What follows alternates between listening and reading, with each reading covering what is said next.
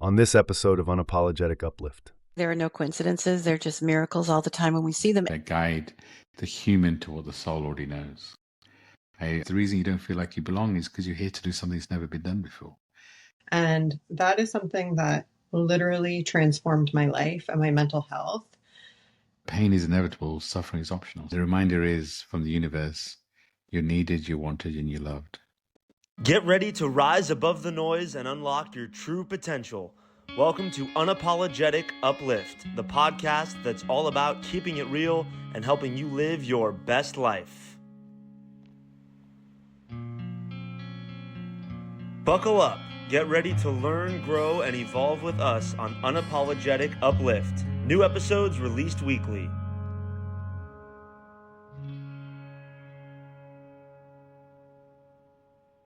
Welcome to Unapologetic Uplift. I'm your host, Kim Staples, joined by my beautiful co-host, Eonthe Mauro, and our lovely friend, Nimesh. Welcome, Nimesh. I'm going to hand it over to Ianthe to start with an intention setting. So setting an intention on a candle, as we do here on Unapologetic Uplift. And as I light the candle, I always am open to receiving what feels like it wants to be part of this intention today. And what I'm getting today is the intention that we are all nurtured and that you are exactly where you need to be. And so it is. I love that. So let's start by, Nimesh, having you introduce yourself to our audience and just letting us know what it is the world needs to know about you. Thank you. Thank you for this opportunity. I've had you actually both on my podcast, and I'm excited to have this conversation. Most people call me Nimesh, whatever resonates. I'm an Akashic record reader, Akashic trainer, podcast host, podcast creator, as well as a spiritual coach and mentor. And I love guiding people to be their authentic selves. I really do feel that we've been pushed to activate our gifts, to release our programming, to become authentic. And I love that I get to guide people to do that. I can do that through the records or through mentorship. And the energy of the world right now is we're shifting from divine masculine to divine feminine, which means the divine masculine in a lot of us is in crisis, and the divine feminine is trying to find identity, which is why there's so much of a shift happening on the planet. And I love that I get to guide people to be authentic. And my commitment to the universe is to show up in whichever way I'm meant to. And my purpose is anyone I connect with, leave them better than I found them. So I've met you two souls recently, relatively recently in human terms. And I think you have a beautiful energy, and even the intention setting, the candle, finding the light at this time is really important. And lighting a candle is so symbolic to connecting with light. So thank you for what both of you do. Thank you for this opportunity to speak. You're so welcome, Nims. I love your nickname, Nims. It's very sweet, and I appreciate you reminding me of that. And yes, Kim and I both had the opportunity to be on your podcast, and it was amazing. So those of you listening, can you just let everyone know what your podcast is called so they can find it? Yeah, it's called Spiritual Journey, Path to Awakening. Available on all platforms. So please listen. Let me know if there's any feedback you have. Always love getting that feedback. And I really do.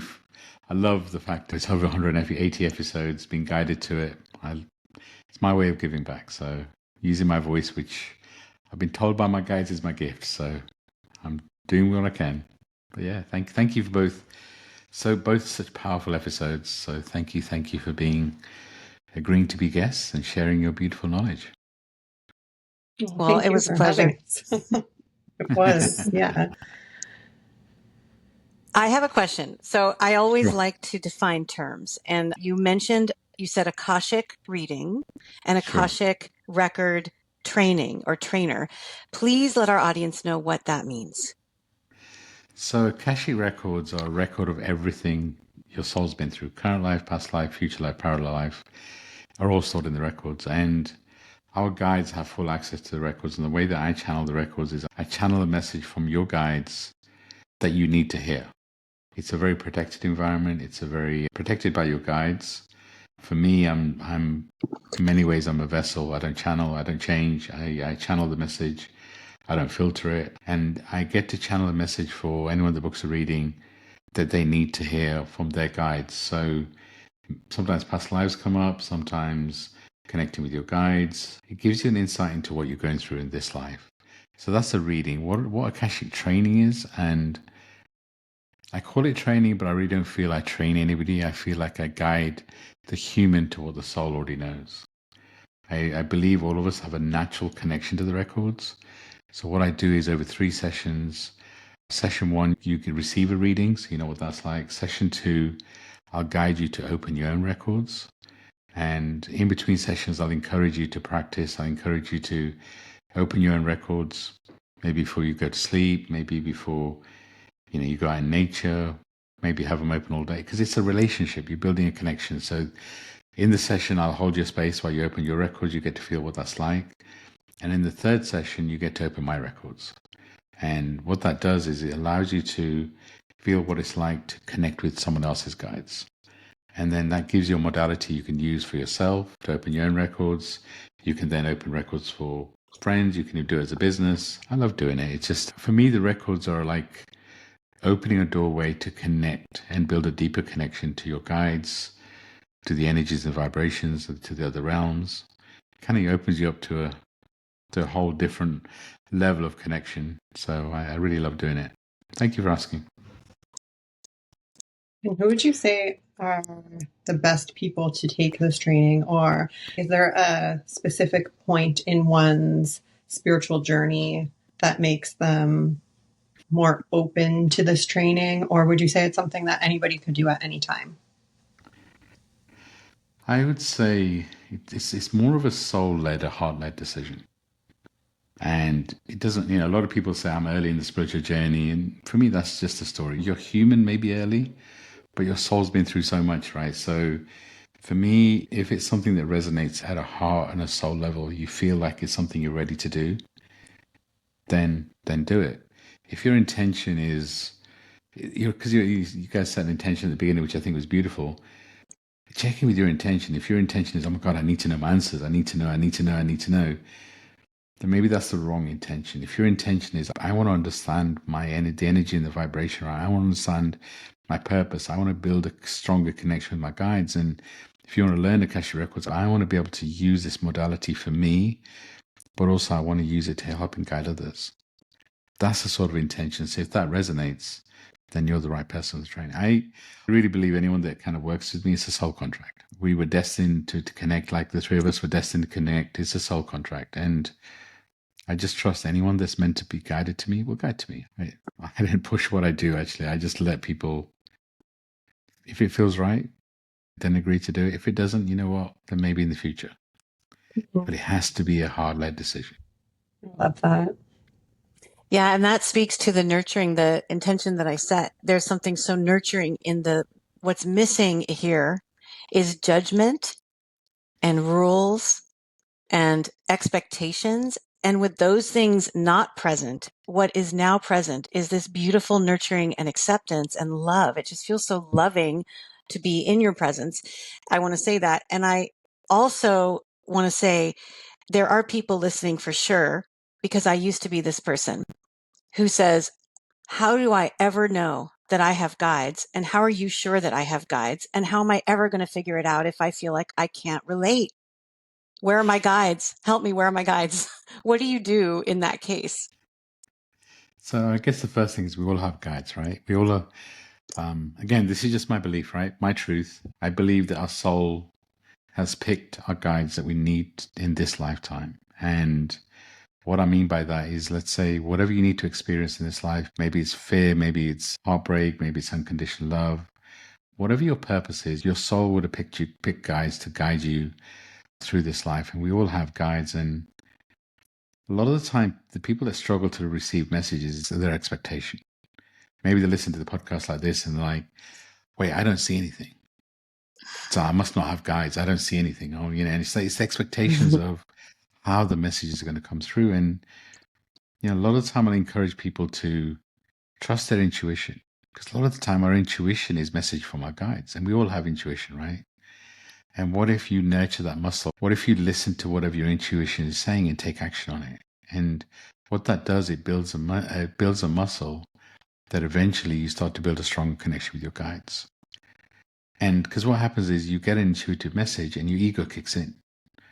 And your ego's not a bad thing. It gets a bad reputation. EGO stands for Earth Guide Only. He wants to protect you. He wants to keep you safe. He doesn't want you to change. And if all of a sudden you start listening to your messages and you start taking action on them, you're going to change. But your ego doesn't want you to change. But once you start trusting your intuition, then that muscle starts to build. And the other thing is, be open to messages coming in all sorts of forms. Maybe the messages come through this podcast, right? Maybe it comes through a conversation with a friend. Maybe it comes through a song. Maybe it comes through your dreams. And it's our expectations. Oh, I asked for a message. I didn't get a message. They're clearly not there. The other thing that people do is they don't feel like they're worthy of their guides. Everyone else has guides, but I'm not good enough, because you judge yourself. Everybody has guides. You are exactly where you're meant to be, and nothing is missing. So everything you've been through has brought you to this place. And what if you're exactly where you're meant to be? Because so often we focus on the past. Oh, when things used to be like this, it used to be so much better. Or we focus on the future. I can't wait till I feel connected to my guides, or I feel connected to my purpose. There's no waiting. There's no past. The only thing we focus on is this moment. The only magic is in this moment. We have no control. I mean, let's be honest. Look at the last few years with lockdown and everything else. How much control? We're being guided. We're riding a wave. And the more that we can let go and ride the wave, the easier this life gets. And I get it's not easy, right? But if you truly trust the energy and the vibration around, just what I encourage people to do when I start working with, just close your eyes multiple times a day and allow yourself to feel the energy around you. And what that does, it builds a muscle. It gets you used to feeling the vibration around you, because we put our guides on a pedestal, right? We expect them to have all the answers. We've also got to remember that a lot of our guides haven't had a human experience. So we need to guide them just like they need to guide us. So it's a partnership. It's not like they're on a pedestal. We're all one, right? We're all part of one vibration. So we need to ask for what help we need. We need to ask for support we need. Then we need to be open to that support coming in whatever way. It's our expectations. It's almost like we test it. I'm going to ask a question. Oh, I didn't get it. I didn't get an answer. Clearly they're not there. Why are you testing your guides? I mean, sure, test them. I mean, they have a sense of humor, sure, I'm sure too. But what if you can just truly have faith and trust that they're there? Yeah, I love that. I know I got stuck in that testing phase for a while, and you receive signs and you receive messages, and the ego kicks in and talks you out of it. And then it's like, I know I need another sign. Give me another sign. No, I need more, right? But when you actually do let go and trust, you receive so much more in terms of 100%. Messages and signs. 100%. It's because as humans, we have to see. If we can't see something, we don't believe it. And it's our need to see, and it's the split. There's two parts of us, right? We have four bodies: physical, mental, emotional, and spiritual. But essentially, there's the human, our ego, and there's the spirit. And right now, it's almost like we have a divide between the two. The spiritual side knows that we're on this mission, knows that we have connections, knows that we're exactly where we're meant to be, can feel a shift happening, can feel the rebirth and reset that we're going through. The human, the ego is scared because it can feel a shift and wants to know what that shift is, wants to be able to put it in a box, because then you feel safe. But we're not going to get that box, because we're in a phase right now where it's a trustful, it's a leap of faith. Are we willing to go through this upgrade and truly trust our journey? Or is our need to understand what's coming next and to be able to put it in a box going to scare us and keep us stuck? And that's, what if we don't need to see? What if we truly trust? But that can be scary. But what's courage? Well, courage is being scared and taking the leap anyway, right? Yeah, and I wrote trust really big on my paper. I like to write during these sessions and see what comes through, and trust really big and circled it. Something I want to go back to that you mentioned, you kind of quickly mentioned that we're coming out of a divine masculine into the divine feminine. And again, for people listening who may not even use that language or understand what that means, I would love for you to explain in your way, what is divine masculine? What is divine feminine? And how are you seeing this as a change? How are you seeing this come about? Sure. I mean, if you've been listening to the spiritual teachers, whatever you want to call them, for years, they've been talking about shifting from the third dimension to the fifth dimension, talking about ascension, however you want to call it. So the divine masculine is all around control. It's all around power. It's all around ego. And if you look at the most recent time, the last few centuries, however long you want to go, it's all been about power. It's all been about control. It's all been about money. And that's what divine masculine represents, right? And it's all about that power. And divine feminine, where I feel that we're going into, is all about the heart. It's all about trusting the vibration. It's all about trusting your guides. It's all about exactly what we're talking about, taking that leap of faith. So when I talk about the divine masculine being in crisis, what I mean is, look at all the things that are breaking down, all the kind of the controls, the rules, you look in any area, you look in politics, I don't want to get the, but you look in entertainment, you look in finance, so many walls are being broken down. And for me, that is the kind of the end of a phase of divine masculine. And divine feminine is, a lot of people are being activated. A lot of people are feeling more connected to the energies around them. A lot of people are asking more about their spiritual journey. Honestly, a lot of relationships are coming to an end. So a lot of soul contracts are coming to an end because it's time to go through the shifts. A lot of people are feeling the shift inside them, and it's making people feel uneasy. And they're either having a crisis in divine masculine, which is identity crisis, or they're truly trying to find the divine feminine, which is connecting with their gifts there. And everybody's in a different place. And the thing is, the weird thing about the spiritual journey, it can feel very lonely because it's not something a lot of people talk about, right? And it's that everybody feels like they're going through something on their own. And sure, everyone's journey is unique.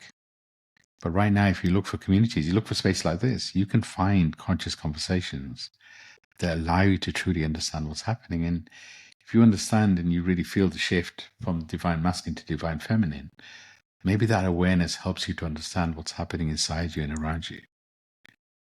But here's the thing, there's no quick fix. A lot of people want to give me a meditation and I'll do the meditation, or give me a course and I'll do that and I'll be fixed. There's no bypassing we're a soul having a human experience.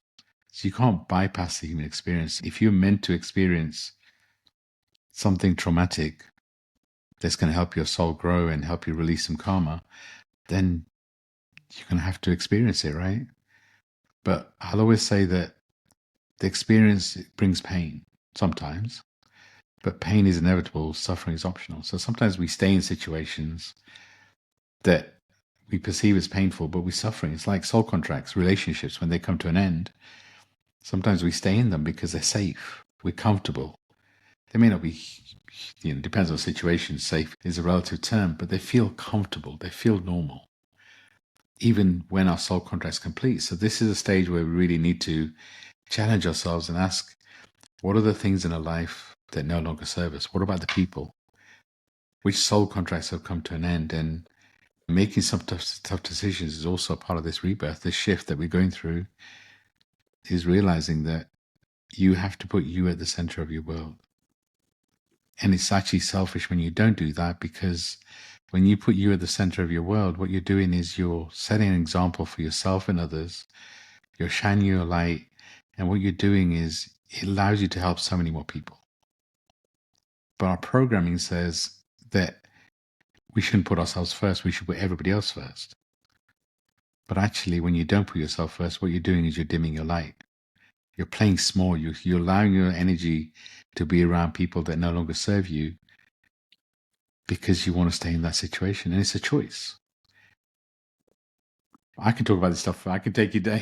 You can tell I love this conversation, right? It's just like, there's so much to right now, the energy and the vibration. It's a beautiful time to be here. And the thing I always remind people is we chose to be here. So many people don't feel like they belong. And I get it. It's because the reason you don't feel like you belong is because you're here to do something that's never been done before. We've never felt this energy. So if you don't feel like you belong, actually maybe you're not meant to belong. Another one I'm writing down. I think we all feel that. And I think that the human in us definitely takes comfort in what's familiar. When you talk about these relationships that we hold on to, that, there's part of us that feels safe in it, but it's not really safe. It's familiarity that comforts us and makes us feel safe. We so often will choose a familiar hell or familiar chaos over unfamiliar peace and calm. Yeah. And I love what you said, Nims, that pain is inevitable. Suffering is optional. And that is a gift to everyone listening. It's a gift to me to be reminded that I know that. I think I know that. And then I hear you say it and I'm reminded on a deeper level. Again, pain is inevitable. Suffering is optional. And that is something we could do an entire episode on, just that saying. It's, yeah, go ahead. And then there's no judgment here, right? It's not, because we are having a human experience, and it is, as Kim was saying, it's, when I say safe, I guess what I mean is, and I don't want to be careful with my words always, but what I mean is change is scary for humans. It's not natural. And so, when we've been in an environment for so many years, sometimes we can't see the darkness we're in. And this is, but what I feel like the universe is doing right now, it's a mass change, and it's shining light on our darkness. And this is why I say a lot of soul contracts are coming to an end, because those darker periods, that darker energy in us is coming out. All the stuff that we pushed away for so long and said we'd deal with it later, maybe from our inner child, maybe from, is coming up now to be released, which is why, so many, like I said, so many soul contracts are coming to an end. And here's the thing.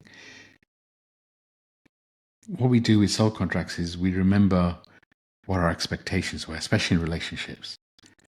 We enter into a relationship, we're aligned as souls, because we're in love with each other. There's that alignment, and then our vibration changes over time. It doesn't mean, when the soul contracts come to an end, it doesn't mean anything is right or wrong. It just means that our time together, the lessons that we're here to experience, have come to an end. And the suffering part comes from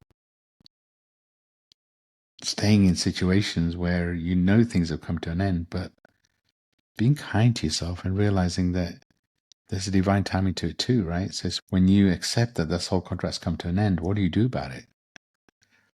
And for me, the first step in the spiritual journey is to become aware.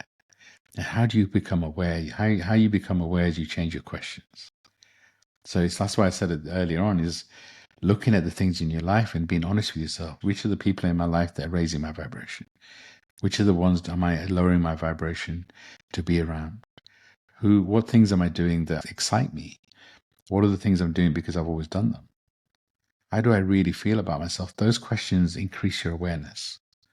From that awareness, you can actually start to shift. Otherwise, we tell ourselves a story, right?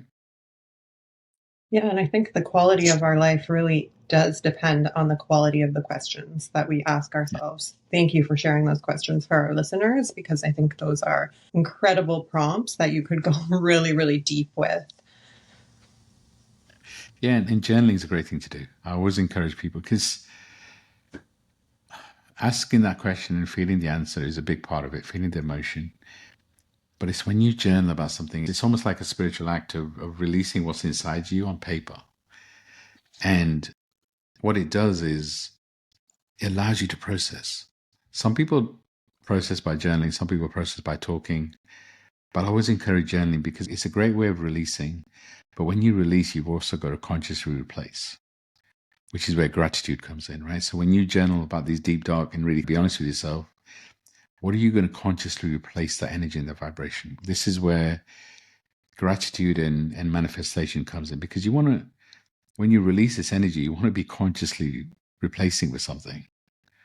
And so if you're journaling these questions, I would always encourage you to also be intentionally grateful. So what are you, it's easy to say I'm grateful for having a roof over my head, having the sunshine. All of those are great things to be grateful for. But when you're intentionally grateful, you pick a moment that you're grateful for.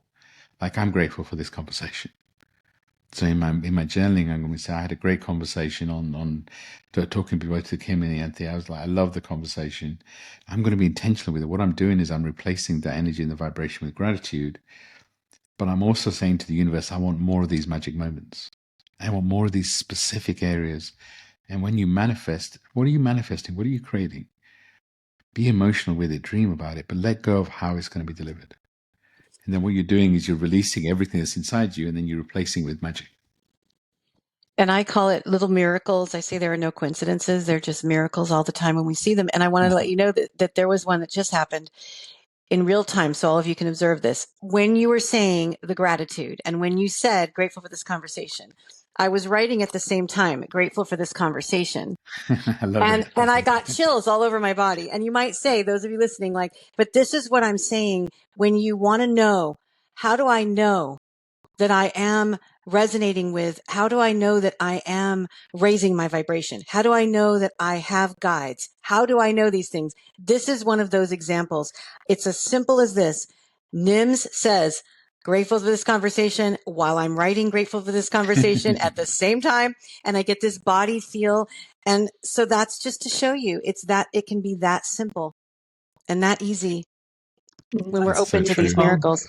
It's so true. And in that moment, you could have quite easily dropped and said, yeah, doesn't Oh, matter. that's It's not a silly, big deal. right? I'm just going to ignore it. Yeah. The other thing too, I want to mention is when you talk about journaling, I don't want to assume that everyone even knows what that means because again, I really want people to feel safe here. That safe, I'm using that word again, like you did, but I think everyone understands the context here is Yeah. comfortable with what we're speaking about because you have some context. So that's what I meant by that. When I journal, just so everyone knows, as an example, as I was showing you the page, and I know it's a little awkward with my background, my virtual background, but look at this. This is how I journal. This is not linear. This doesn't have bullet points. This doesn't start with Dear Diary.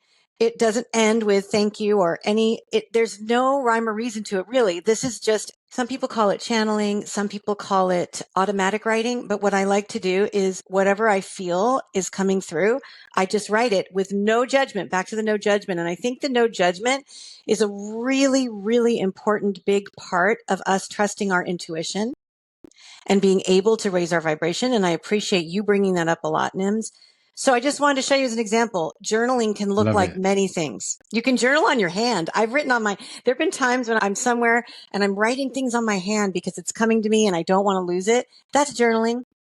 Yeah, 100%. It's a releasing. And it's just, I remember I always used to argue with my mentor, Sidra, who's longer story, but she's now one of my guides in the spirit realm. But my writing isn't great, right?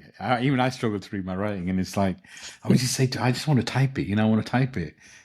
And basically, the conversation we had is, by writing something down, it is a spiritual act, right? It's like you are physically releasing something from your body, put it down on paper. Mm-hmm. And it doesn't matter what you do, like you can doodle, right? But it is a form of channeling for sure. A lot of us have the ability to channel universal truth, right? And it's that our channeling information comes from a different place. And when we journal also, it's a beautiful way to connect with a different vibration. And the thing you mentioned about our judgment, again, I talk about our ego. Our ego is trying to keep us safe, but a fun thing to do is give your ego a silly name. Bob, whatever. Joe Blog, whatever comes to.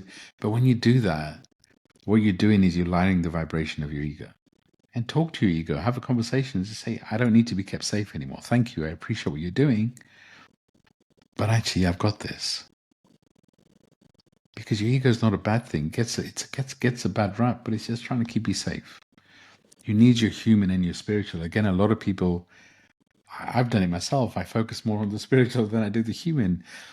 It's my happy space, I guess, but I know I need my human, right? The human, everything's a co-creation. So, I mean, the physical, this body is a vessel for my soul. So I need to look after the physical. So everything's important and everything's about balance. Again, I went off a tangent. Any conversation we have, it's like opens up a whole different realm of information. I love it. I love it. There's so much gold that you dropped. And just going back to gratitude for a second, I think that having a daily gratitude practice is so beneficial for everybody. And that is something that literally transformed my life and my mental health. Just I started getting up a little bit earlier in the morning and writing out 5 to 10 things each day that I felt grateful for. And like you said, not just making a list of, I'm grateful for this, I'm grateful for that. It's like why am I grateful for this? And really feeling into those feelings and just sitting with that for a few minutes. The power in that cannot be understated. And I encourage everybody to try to, it doesn't have to be 5 to 10 things. It could be 2 or 3 things, but just each day take a moment to reflect on some things that you're truly grateful for and feel it. Yeah, I couldn't agree more. I mean, what you focus on expands. So if you spend some time being grateful, then what you're asking the universe for is more like gratitude. So it is whatever we focus on. And it's just right now, it's easy to focus on the noise. But if you can truly focus on being grateful, and I know a lot of people are going through lots of things right now, and sometimes there may be people listening saying, I've got nothing to be grateful for. I get it, right? But if you take a moment to truly just feel your heart, I'm sure there's a few things you can find to be grateful for. Because the beauty is that everything in your external world is a result of something in your internal world. And when I say that to a lot of people, people kind of like, wait, hold on. So you mean I'm responsible for the craziness that's in my world? Actually, yes, you are. But there's power in that, because it means if everything in your external is a result of something in your internal, it means if you change something internally, then you start to change the external. So if the one thing you take from this podcast is to start each day with gratitude, then you are changing something internal. And what if that really leads to a lot of change external? That's so beautiful. And for anyone that is feeling like you don't have anything to be grateful for in this moment, I just want you to know that I'm going to say all of us, we're grateful for you and for you to be listening and for you to be with us right now. And I promise you will get there and you will find things to be grateful for. It's a practice like anything else. It requires flexing a new muscle. So if you've been uncomfortable, if you think, I know a lot of people that I talk to about, what are you grateful for? And it sounds to them like spiritual bypass and I'm being silly and it's too frivolous and grateful for. Oh, what am I grateful for? And I've had that response from people in my life before. But what I will tell you is those same people, when they actually get it and start doing it, they come back and report to me, okay, I get it. Yeah. Wow. Okay, I get it. Yeah. I was just complaining a lot. And now that I've got this gratitude thing going, things are really changing and it's better for me. So this is just simply, I would say, why not try this? Why not try accessing what you're grateful for? And if it doesn't work for you, I am welcome and open to you commenting to us through our podcast or DMing me saying this really doesn't work. I love to hear that. I'm very curious and interested, but I've seen it and I know for myself, even if we start out with things like, I'm grateful that I have long hair, which can seem like a silly thing, but it starts somewhere. And then that 100%. muscle takes over and we start to exercise it. 100%. Actually, you said something really important. Everyone that's listening, I'm grateful for you. And the reminder is from the universe, you're needed, you're wanted, and you're loved. In this moment, we love you all, right? And it is hard, right? This human experience. But again, a reminder that your universe is not going to give you anything you can't handle. So everything you're going through right now is part of your journey and it is expanding you. May not feel like it, but it's happening for you, not to you. Mm-hmm. And what I mean by that is you've chosen to experience things in this human existence, which is releasing karma. It's helping you grow. And what if everything you're going through is training you for what's coming next? And what if you're meant to guide people to not feel that same level of pain as you're feeling, because you're here to do something that's never been done before? I felt like it was important to say that. It is intense right now. The energy and the vibration is really interesting. All year I've been like, I do a monthly message through the Akashic records. Every month I'm like, this month is intense. Almost like I'm waiting for me to say, okay, things are not as intense anymore. And I've kind of stopped waiting because the intensity is different, right? The intensity is shifting, but it's still intense. And that reminds me of something that I was taught by my doula when I was giving birth to my second child. What I tried to do was what's called a VBAC, which is a vaginal delivery birth after cesarean, because I'd had an emergency cesarean with my son, my firstborn. And I remember I really, really wanted to experience and have my daughter experience natural childbirth. So I was doing everything I could. And what I remember her saying was, you want to welcome the very big and very difficult, what some would call pain sensation, because the more you welcome it and the more you experience that. So like you were saying, intensity, the sooner you meet your child, which is an incredible miracle. So if that is true on a level that I've experienced personally, and we think about it, connecting it to what you were just saying, that collectively right now on this planet, there's super intensity. So there's two ways we can go here. I mean, I'm sure there's many more than two, but I'm going to show you two. One way is you say, oh no, it's so intense. I can't handle it. I'm not going to do it. I don't want it to be this intense. Well, guess what? It is. And there's nothing we can do about that. Yeah. So if I had done that during childbirth, it would have stopped the whole process. My body would have stopped doing what it needed to do to meet my baby. And I experienced that. Whenever I pulled away from that pain and that huge sensation, it would stop the process. So if that's true on a smaller scale, like for me in childbirth, why can't that be true for all of us in that if we are in a very intense time? I don't know anyone who would argue that we're not. Then welcoming that intensity and saying, I get to be here in this intense time. And I get to go into this intensity knowing that through this, I will be able to experience something miraculous. Yeah. So powerful. I'm super interested in that. And I experienced it, like I said, on a small level. So, wow, that's a powerful experience. You know, the way I like to think about it is we're in a phase, right? And this too shall pass.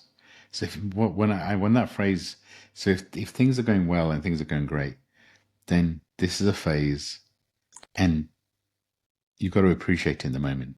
So when you say this too shall pass, appreciate it in the moment. If you're going through something intense, again, this is a phase. I'm not saying the next phase isn't going to be just as intense, but my words when I did the gratitude part is the difficult part of this phase is reminding ourselves that we chose to be here. At this time of massive change, this massive shift that's happening on the planet, we as souls chose to be here. And yes, it is a choice. And another powerful thing to do is if you're going through something intense, is have a conversation with God, with Source, with your soul, whatever feels or resonates, and ask, well, why did we pick this? Why did we pick this journey that's so intense, so powerful, and just be open to what comes through? I mean, I remember at the deepest, darkest moments, I've shouted at God, the Source, at my guides, I've swore, I've gone out somewhere and just screamed, just the universe, God, our guides can take it. So if you want to be angry, be angry. Because the other thing we do is we push down our emotions. And the way it works is we're like a volcano. If we keep pushing things down, eventually it has to come up. And this is what I said, this is what I mean by a lot of our darkness is coming up. Because through our programming, when things like, we're not supposed to show when we're angry, or we're not supposed to show when we're emotional, all of that is coming up. We're feeling more emotional. I'm not telling you to take your anger out on other people, but if you feel anger, I'm asking you to acknowledge it and ask, how is it serving you? If you feel emotional, crying is one of the most spiritual things we do, but certainly a lot of men struggle to cry because we have this program which says the male ego, is a sign of weakness to cry. No, it's a sign of release. And the other thing that's beautiful spiritually is to laugh. In this intense energy, we've stopped having fun. So what if, as asking our listeners, what can you do today that you haven't done in a while that's fun? Maybe it's calling a friend that just makes you laugh. Maybe it's watching something. Maybe it's doing something that just lifts your soul. Because again, what is that doing? Well, you're manifesting more of that magic.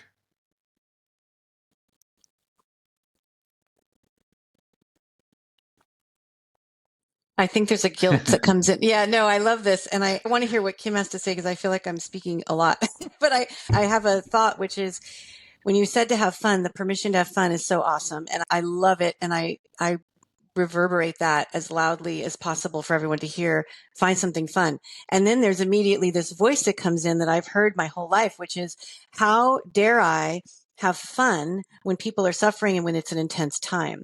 And I've learned, of course, that I know better. I know that I will have fun because it is a beautiful vibration. And I've even done things I would call inappropriate fun, because I've been in a meditation space before where the meditation teacher, she was this amazing Kundalini yoga teacher, and she hit a gong, and we were all in this meditative state.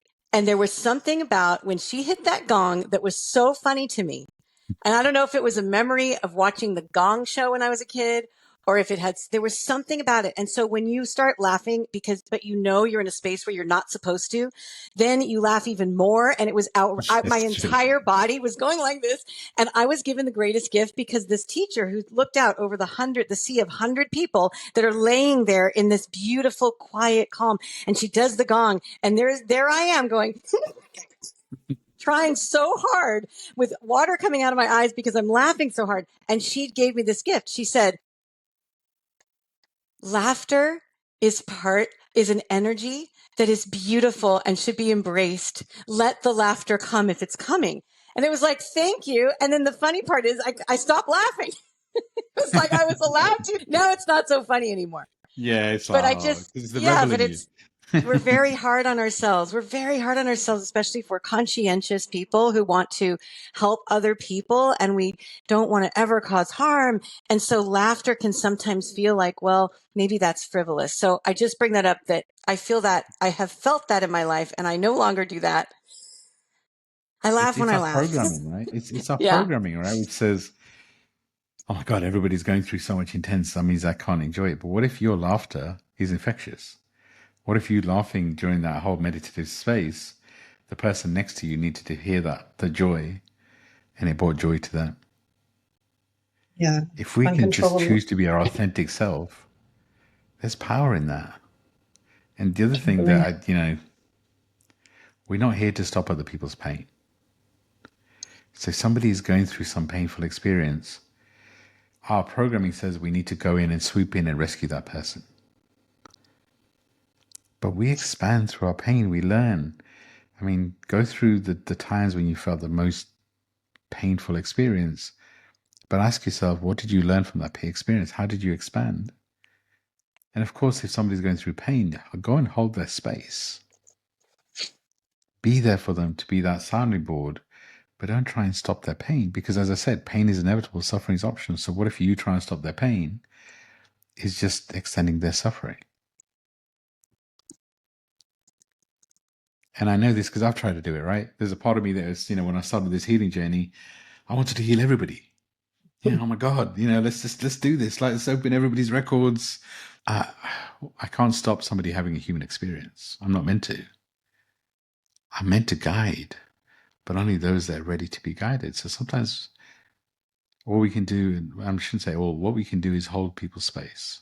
We can be that sounding board, no judgment. There's such a power to active listening. How often do we have a conversation with somebody, and instead of really listening to the person, we're so focused on how we're going to respond? Or sometimes we focus on what we're going to have for dinner, right? But when we can actively listen, there's a lot of power in it. That's what I feel like people need right now, is for us to listen to what they're going through. And that doesn't mean therapy, right? It doesn't mean a lot of trauma dumping. It means you hold their space while they process. And maybe you ask them open questions like, how is this serving you? How are you expanding through this experience? And you let them talk. I always say, we have 2 ears and 1 mouth. We should use them in that proportion. And there's power in that, right? What if we can truly listen? That's what I would say my voice is my gift, but actually my ability to listen and be present when I'm talking to somebody for me, is also a gift. Again, I went off a little tangent there, but it just felt important to share. I love it.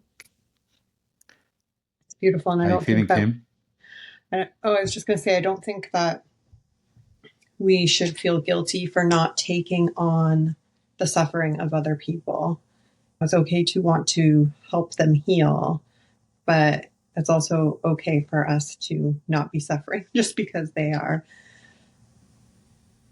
And Kim, you were going to 100%. say something about uncontrollable giggling, and I was curious what you were going to say about that. Just going to say, uncontrollable laughter is so good for the soul, and it is contagious. So even if they're not uncontrollably laughing too, you're emitting that joy, and it's such powerful medicine.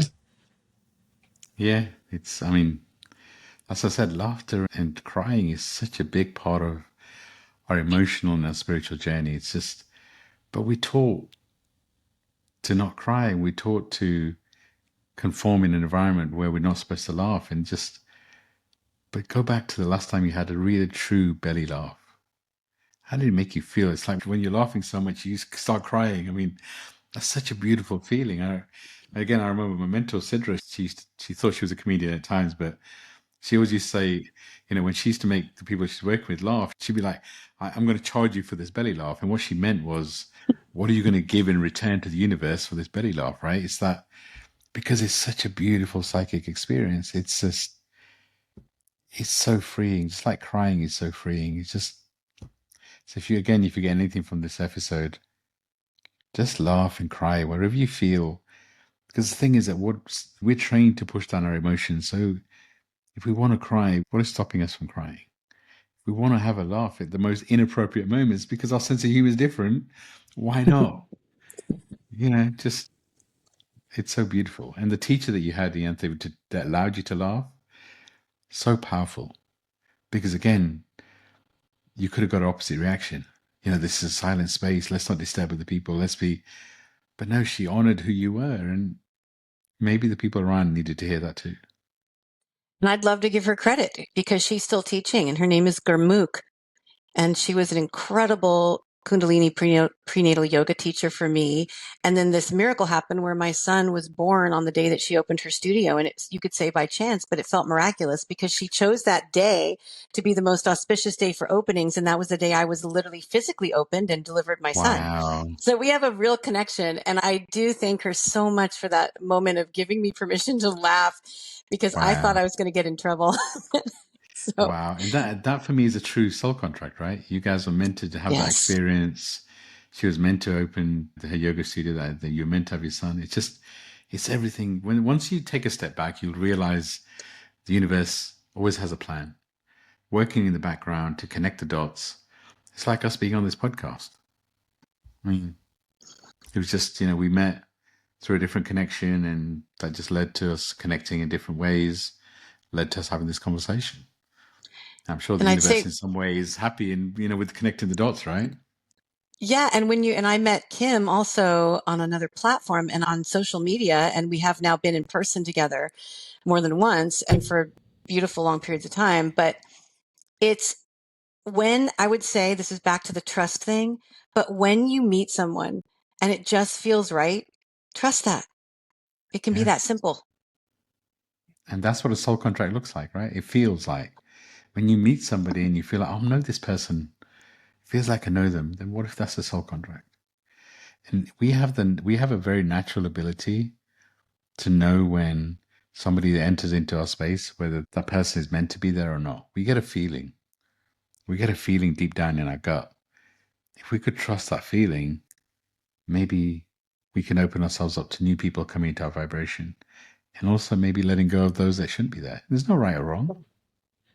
Yeah. And I think anytime that I have not followed my intuition with that, my first gut feeling on somebody, whether it be good or bad, but I'm particularly thinking about when I get an off-putting feeling about somebody and I have convinced myself, oh no, just give this person a chance. You're just being this way or that way. You're being judgmental.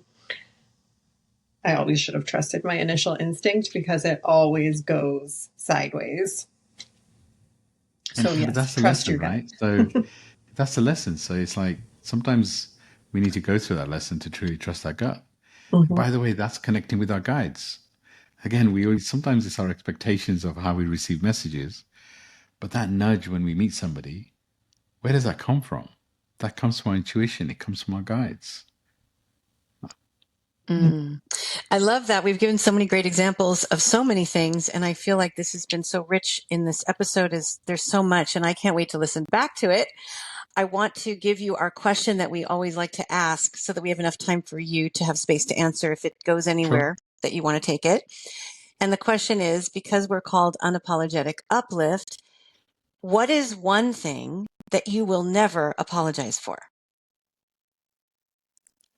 Wow, what's the one thing? There's so many, but the one that comes to mind is I know I'm an expander. I know I'm meant to I say things that trigger, that hit at a soul level. I know that my voice is my gift, and sometimes I get to people in a different sort of weird way. I'm never going to apologize for that. Sorry, not sorry, if that makes sense. I know sometimes I get into situations, and the clients I work with, they'll cry, right? They'll cry in my sessions, and there's a part of me that wants to reach out and give them a big hug, but I know I'm meant to do that, right? I know I'm meant to expand people by the words I use and the questions I ask. I'm never going to apologize for that. So using my voice, speaking my truth, expanding people in the way I'm meant to, is something. And it's interesting. I've worked on my voice, right? When I was younger, I was one of 9. I had 4 brothers, 4 sisters. I had one younger sister. Everyone else was older. We were refugees. We came to the UK. So I was only 3 years old. I never had a voice. I didn't know the language. And it's really interesting that on my journey, the thing that I didn't have when I was younger is now my gift. And I'm going to use it. So I'm not going to apologize for it. But beautiful question. Definitely made me think, I'm like, hold on, what am I not going to? Yeah, I love it. Thank you for that question. That's powerful. And I think that people they're drawn to you because they're truth seekers. So, Yeah. Although the truth can hurt, the truth does hurt sometimes, but we want it and we need it. Yeah. And that's all I'll always say. If my voice resonates with you at a heart and a soul level, then reach out. I'm not going to be for everybody, right? Not everybody. It's like anyone that signs up for the mentorship should really come with a health warning, because you're going to have to go deep. You're going to have to go deep on your programming, who you are. It really should come with a health warning. So I feel like sometimes I should come with a health warning, because if you work with me, you're going to have to go deep and truly be authentic. And I'm not going to apologize for that. It's what I'm here to do. Not for the faint of heart, but definitely worth it. For sure, for sure. Yeah. And when I think of you, I think of your voice, and it's so great hearing this about how you felt you didn't have a voice for a while. And at 3 years old, well, that you're one of 9 siblings, I can only imagine that is amazing. And then a refugee and not having the language of the country that you landed in when you were 3, that you had no choice over, but it happened. And now when I think of you, like I said, I hear your voice. Your voice has, and I don't just mean the truth that you're speaking. You actually have a physical quality to your voice that's incredibly nurturing and has a lot of love behind it. So I would say that it's an example of divine feminine energy coming through a very masculine presented person. And so it's a really nice thing to see and to witness. Yeah. And to be around. And you can see that clearly and hear that from you. So it's really cool. I'm glad that we got to hear that about your beginning, because I did not know that about you. Oh, thank you. Thank you. And this is the thing that I guess just to mention is also, we get wrapped up in what our gifts are. You know, oh my God, I'm going to learn to be an Akashic record reader, Reiki. But what if we are the gift? What if your voice? Because your voice, speaking your truth, it comes with tones, it comes with healing modalities, and it's your intention. So what if you're the gift? So as we close out this episode, what if I remind everybody that you're the gift? What you bring into this planet, your vibration, your aura, your energy, anyone that has you in their life, you're the gift. Yes. I love that. I got a feel on that too. I got some little I love it. spidey And you senses. both are, chills. right? Hopefully you both felt that, because you're both a gift to this planet. Thank you. Thank you. I know Kim is. I love the gift of Kim. It's so great. And this has been such a beautiful episode. Yeah, thank Thank you you. for blessing us with your presence today, Nims and Ianthe, as always. Thank you. I love doing this podcast with you. And I want to encourage anybody listening to please leave us a review. And we will share in the show notes how you can contact, follow, get in touch with Nims. Is there anything that you want to share before we wrap up in terms of people reaching out or any offerings, anything like that? So you'll include my website and my social media. My voice resonates. Reach out if you feel like I can help. I guide you on your journey. Then reach out. Do listen to the podcast. It's a beautiful way of connecting with what I do, and I feel like just like this podcast, it's a great way of guiding you on a spiritual journey. And to the both of you, thank you for this space. I can feel the love. Thank you for allowing me to share. Thank you for allowing me to very much channel through this episode. A lot of love. So thank you, thank you, thank you. Sending so much love out to you guys and to all your listeners. And it's received with so much gratitude.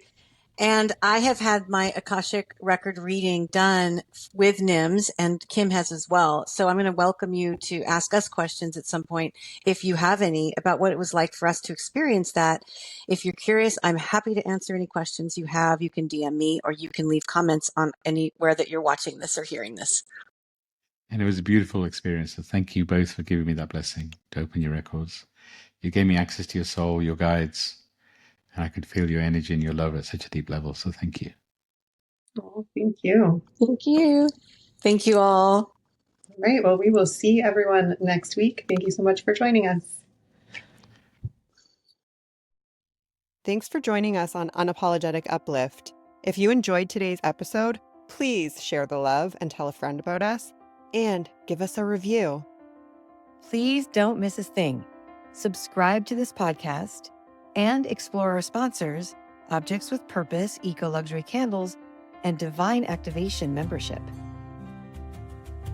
Objects with Purpose is more than an eco-luxury candle brand. They are time travel devices in the form of a candle. Light the 3 wicks representing past, present, and future with the validation that you are exactly where you need to be.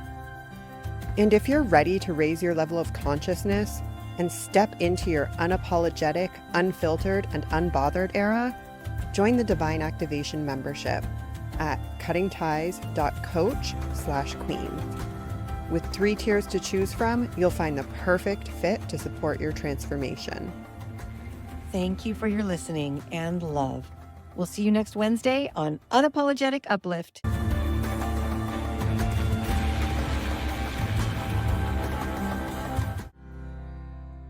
Welcome to the Divine Activation membership, a movement for women that are ready to raise their consciousness and step into their unapologetic, unfiltered, and unbothered era. With your heart, live authentically, and become the magnet for all of your soul's desire.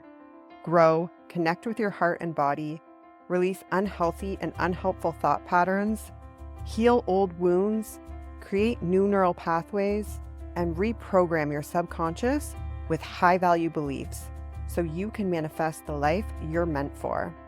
Ready to take a break from what's holding you back?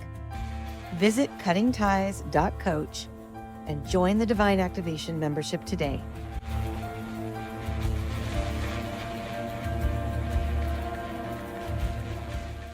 Hey, unapologetic souls. I'm Eonthe Mauro, founder of Objects with Purpose, candles that touch the soul and the body. I've released a limited edition 3-wick candle collection in 3 fragrances inspired by a time in history. The Time Travel Collection, because scent evokes memory and lighting a candle can truly transport you to your highest self. Anytime. Eonthe's candles are truly special, clean, safe, even for the body as a solid perfume or massage oil, and smell amazing. But what truly fills her heart is empowering others to be seen in their best light. In 2020, when the 200 stores that sold my candles across the country closed their doors, I knew it was time to give back. I started guiding others to launch their own candle companies and design candles and fragrances for other brands as a way to share light in a dark time. So why settle for just any conventional candle? Light the 3 wicks in each Objects with Purpose candle. You're supporting handmade in California, small batch, artisanal, eco-luxury, and treating yourself to a memory-evoking evolution. Visit EontheMauro.com to discover your next favorite candle. Let the olfactory experience inspire cherished memories.